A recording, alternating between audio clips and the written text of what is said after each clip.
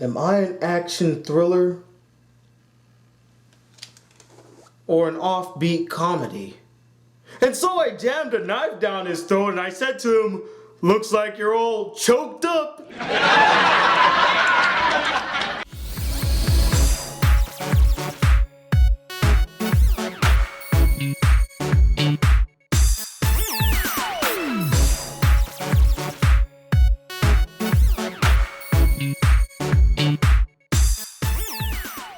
Hey guys, the Black Critic Guy, back from my 1-week hiatus of reviewing movies, and I'm here today to review the movie 3 Days to Kill. Now, when talking about the premise of this movie, I'm gonna give you guys two premises. One being the expectation of what we think the film will be like by just watching the trailer, and the other one being the reality of what the film actually is. So 3 Days to Kill follows a guy named Ethan, a CIA operative who finds out that he has brain cancer and doesn't have much long to live. But with the assistance of this girl whose name I don't know but is played by Amber Heard, and she's looking fine as hell, he gets offered this experimental drug that just might heal him of his ailment. But in order to get this experimental drug, he must assist Amber Heard in finding this guy known as the Wolf and kill him in 3 days' time. But the reality of what the movie really is it follows Ethan, who finds out that he has cancer. He moves to France so that he can reconnect with his daughter, and he does get dragged into the whole finding the wolf guy. But mainly, it's about him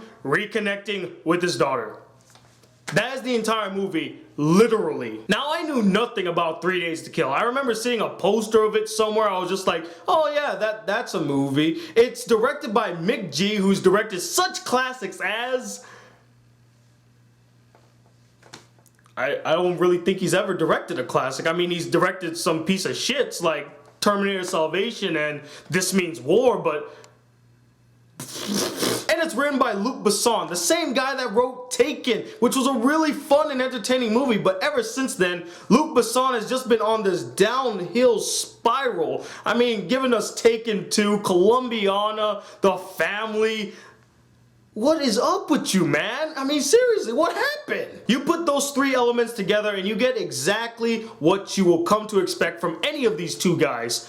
A shitty movie. And what's weird is that it was so unintentionally funny. I mean, they try to have these tense scenes where it does the sound effect where something tense is about to happen, but every time they did that, I just laughed my ass off. There was this one scene where Kevin Costner is standing in the middle of nowhere, and then was that supposed to be like a tense moment? Because the next scene alludes nothing to that whole. The characters are hollow and generic. The story is all over the place. The writing is sloppy. The dialogue scenes, guys. Oh my god, the dialogue in this movie is just painful to watch. I mean, there's a scene where after Kevin Costner takes down these 5 guys, they're having this argument about mustaches and goatees. I know they were trying to make it something comical or hilarious or witty, but it didn't come off as that. It just came off as forced dialogue to make a scene kind of humorous, and it didn't work. I laughed more at the than I did at the attempts of witty dialogue, which was just painful to watch. Oh my god. Painful. And if by chance you saw the trailer of this god-awful movie, you saw every action scene in the entire movie.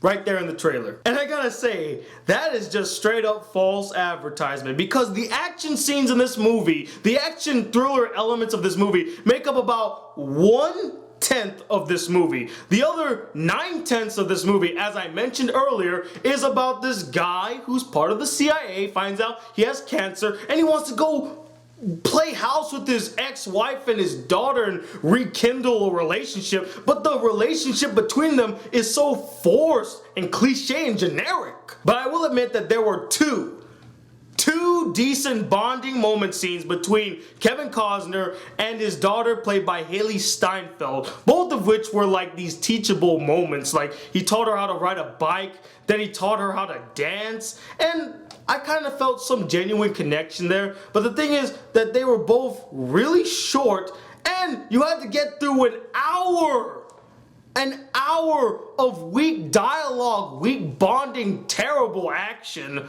to get to this point, which is never worth it. The action scenes in this movie lacked any sort of thrill, any sort of tension. I didn't give two shits about what was happening. Kevin Costner could have had a heart attack and passed away, and I would have been like, oh, too bad, I guess he didn't get his villain. And speaking of our main antagonists, there's nothing threatening about these guys. And to think the CIA was having such a hard time finding the wolf, they have not found a single picture.